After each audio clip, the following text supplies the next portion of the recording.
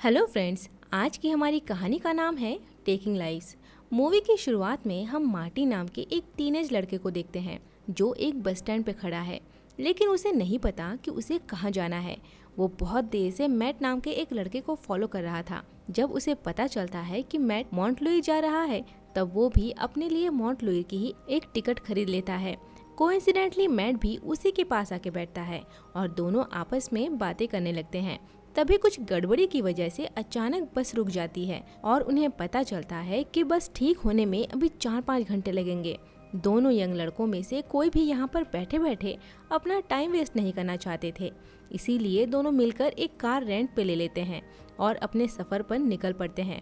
हम देखते हैं कि मार्टिन ड्राइव कर रहा है और मैट अपने बारे में उसे बता रहा है कि उसके सौतेले पिता उसे बहुत बुरा बर्ताव करते हैं और उन्होंने उसे मिलिट्री स्कूल में एडमिशन करवा दिया था, जहाँ से मैट भाग के आया है अपना कैरियर म्यूजिक में बनाने के लिए।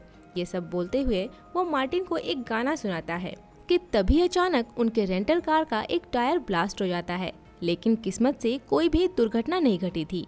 मार्टिन को टायर चेंज करना नहीं आता, इसीलिए मैट काम पर लग जाता है।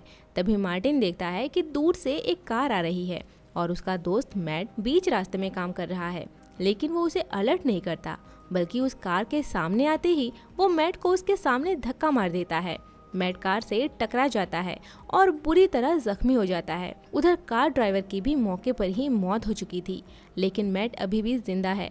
उसे तड़पता देख मार्टिन उसके पास जाता है और एक भारी पत्थर से उसका चेहरा बुरी तरह कुचल देता है और उसके सारे पर्सनल बिलोंगिंग्स लेकर वो वहाँ से निकल जाता है। और अभी वो वही गाना गा रहा है जो कुछ देर पहले मैट उसे सुना रहा था। और हैरानी की बात पता है क्या है? वो मैट की ही आवाज में गा रहा है। सीन चेंज होती है। इस बात को 20 साल बीत चुके हैं। शहर में एक कंस्ट्रक्शन साइट पे खुदाई करते हुए कुछ वर्कर्स को एक लाश मिलती है। मौके पर पुलिस पहुंचती है, लेकिन उन्हें वहां से जो क्लूज मिलते हैं उससे वो और भी ज्यादा कंफ्यूज हो गए हैं। इसीलिए इस केस को सॉल्व करने और इन्वेस्टिगेशन में मदद के लिए वो FBI एजेंट इलियाना को इनवाइट करते हैं। इलियाना की खासियत ये है कि वो अपने हर एक केस को पर्सनल लेवल पर अपने ही तरीके से इन्वेस्टिगेट करती है। वो विक्टिम के साथ अपने आप को रिलेट करती और उन चीजों को फील करती जो इंसिडेंट के वक्त विक्टिम ने देखा या फील किया होगा। इस केस में भी यही उसका प्लस पॉइंट है। केस का डिटेल्स तो उसके पास पहले ही पहुंच चुका था, इसीलिए वो एयरपोर्ट से सीधा क्राइम स्पॉट पे जाती है और बारीकी से क्राइम लोकेशन को चेक करती है। इसी दौरान उसे कुछ इम्पोर्टेंट फैक्ट पता चलता है।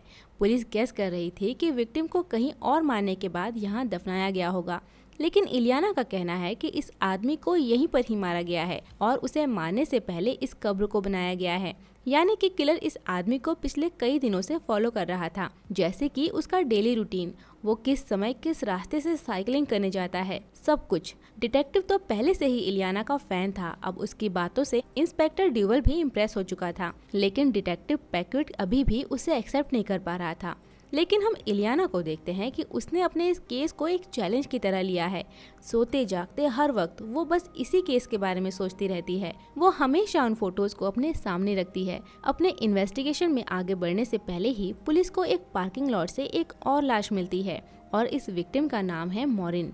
पुलिस बिल्कुल श्योर है कि कातिल वही है, क्योंकि खून करने का तरीका बिल्कुल सेम है। पहले उसने विक्टिम को मारा, उसके बाद पत्थर से मार मार के उसके चेहरे को बिगाड़ देना और उसके बाद हाथ काट लेना। लेकिन इस बार कातिल हाथ तक नहीं पहुंच पाया, क्योंकि उसे किसी ने देख लिया। मतलब इस बार पुलिस के पास एक विटनेस है। इस आदमी का नाम है जेम्स कोस्टा। जेम्स एक आर्ट डीलर है। जेम्स जितना हो सके कातिल की डिटेल्स देने की कोशिश करता है।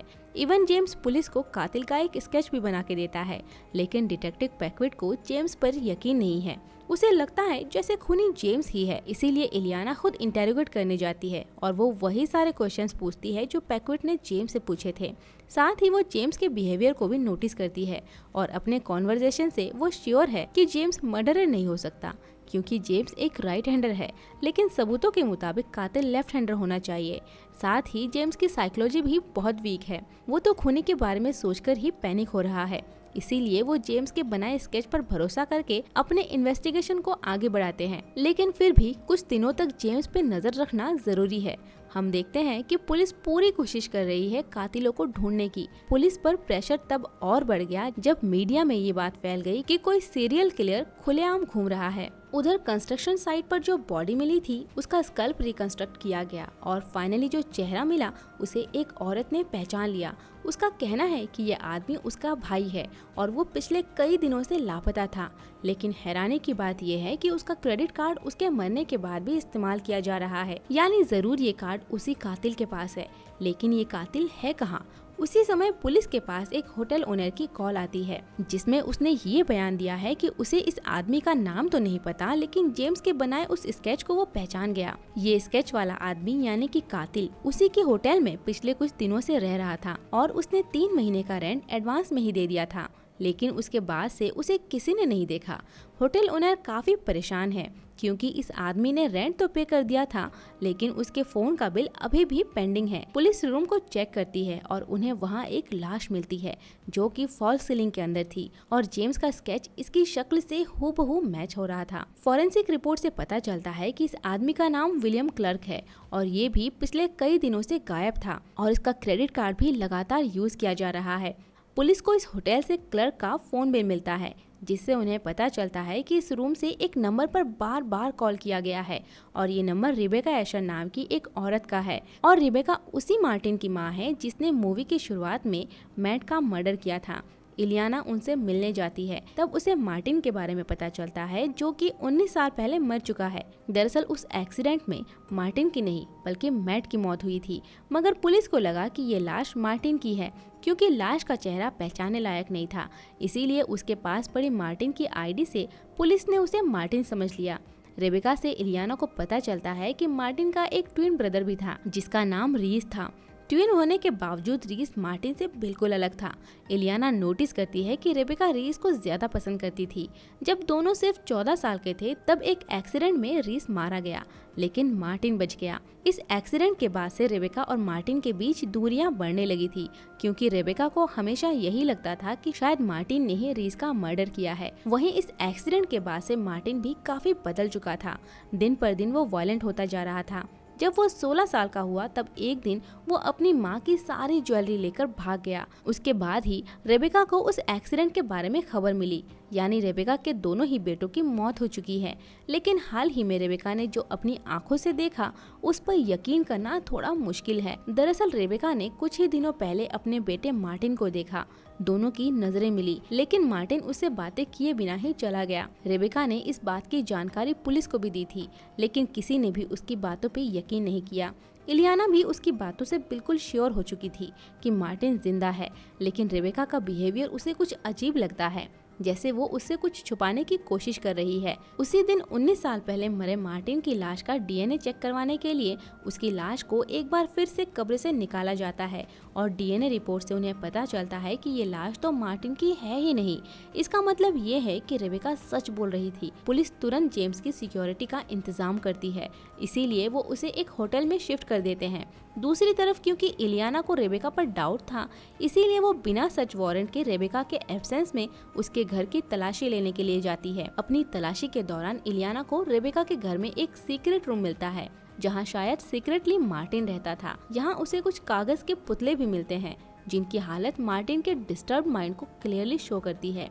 इलियाना पहले की ही तरह अपने केस को अपने तरीके से फील करने की कोशिश करती है, लेकिन तभी कोई होमलेस आदमी उस पर हमला कर देता है। इलियाना किसी तरह अपनी जान बचा वहां से निकल के अपने होटल वापस आती है और फोन पर बातें करते समय अचानक से उसके हाथ से क्राइम सीन्स की सारी फोटोज नीचे गिर जाती है। जब वो उन्हें उठाने जाती है तब वो नोटिस करती है कि ये सारे मर्डर्स एक पैटर्न में है। वो तुरंत ड्यूवल को कॉल करके ऑफिस जल्दी आने के लिए बोलती है। अगली सुबह ऑफिस पहुंचकर सबसे पहले वो ड्यूवल के साथ मिलकर मार्टिन के गायब होने के बाद से यानी 1983 से आज तक होने वाले उन मर्डर्स के बारे में पता करती है जो अभी तक सॉल्व नहीं हुए हैं। इससे उन्हें पता चलता है कि ऐसे 19 केसेस हैं जिसमें ऑलमोस्ट 11 केसेस में मर्डर का पैटर्न सेम है और मरने के बाद भी विक्टिम का क्रेडिट कार्ड यूज हुआ है। इलियाना अपनी इस रिसर्च को अपनी टीम के साथ शेयर करती है कि यह सीरियल किलर कोई और नहीं बल्कि मार्टिन ही है। जो एक के बाद एक मर्डर किए जा रहा है और उनकी आइडेंटिटी लेकर वो उनकी जिंदगी को जी रहा है। उसने पहला खून 16 साल की उम्र में मैट का किया था ताकि वो अपने आप को मरा हुआ साबित करके मैट की आइडेंटिटी चुरा सके, और तब से वो एक के बाद एक खून कर रहा है सिर्फ आइडेंटिटी के लिए। इसी बीच पुलिस को खबर मिलती है कि जेम्स की आर्ट गैलरी में किसी ने तोड़फोड़ की है। मौके पर पुलिस पहुंचती है लेकिन उनके हाथ कोई सुराग नहीं मिलता।